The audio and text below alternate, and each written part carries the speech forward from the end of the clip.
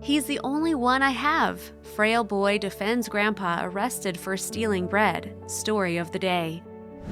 Joe was a kind-hearted elderly man who chose to live his life with love and integrity. Life had not always been kind to him, but he chose to live with kindness. Joe was a widower with one child, Ashley, who decided to put her child up for adoption, which he could not stand by. Ashley and her husband abandoned their child shortly after he was born, fearing they did not have the means to support him. Joe pleaded with his daughter to let him look after the child. Ashley agreed, but decided to keep her distance from Joe and Leo, her child, which caused a rift in their relationship. Joe struggled financially to raise Leo, but worked hard to provide for him all he needed.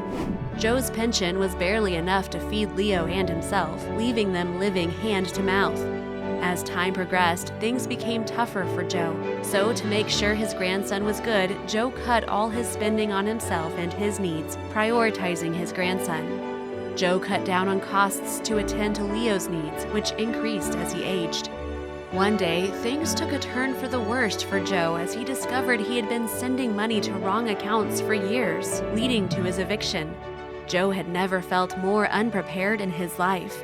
Joe was forced to empty his pension fund and savings to pay off debts, but still found himself drowning in debt. Joe had to turn to his daughter for help to keep their family together. Joe, desperate to feed his grandson, visits Ashley and asks her for help. Joe and Leo's financial strain was clearly apparent at this point. Leo accepted Joe as his true parent after a series of failed attempts to reconcile with his mother. Joe comes to Ashley's store to ask her for help with her son, Leo, who needs a little money to get by. Ashley explains that she told Joe she wanted to give Leo away for adoption, but he insisted. Leo is frustrated at Ashley's persistence and refuses to give up on her, even when he doesn't agree with her life decisions. Joe then tells her that he believes one day she will come for her son, but it is not going to happen anytime soon. Ashley storms off, angry at Joe for coming and asking her for help. Joe could not believe how cold his daughter's heart had grown. She was his last hope. As he looked around the store, his thoughts drifted into a very uncharacteristic realm for Joe. For the first time, he considered stealing. Joe would do whatever it took to make sure his grandson didn't go to bed hungry. He looked around and made sure nobody was watching him. Then he grabbed a loaf of bread, tucked it under his large jacket, and made for the exit.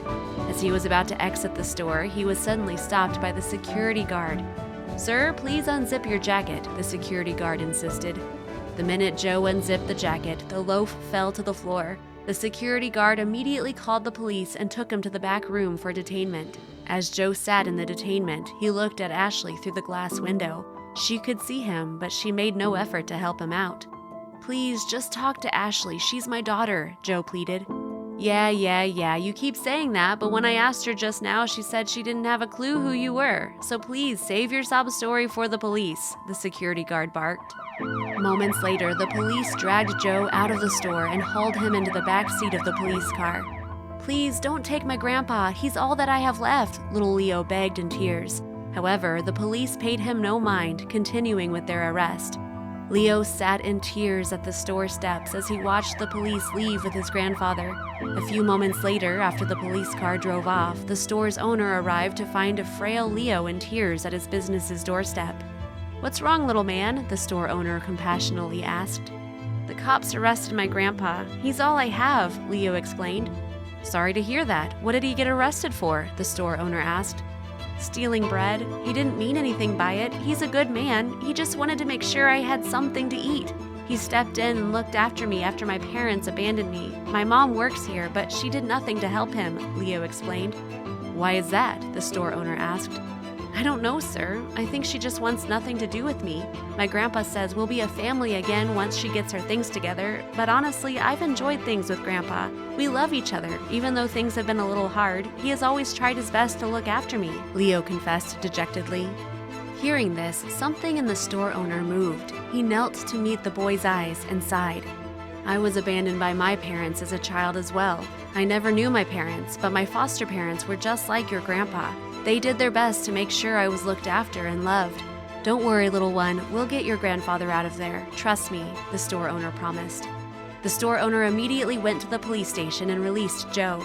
He had to make up a story about the incident, that Joe was meant to take the bread for free in the first place, but the store guard didn't know about this when he had called the cops. While the kind store owner had to pay a fine for falsely calling the police, he was happily able to get Joe out without a hassle. The store owner then fired Ashley for how poorly she treated her family. He felt he could not consciously hire someone who could be so heartless. Instead, he gave the position to Joe, which eventually helped them with their financial troubles.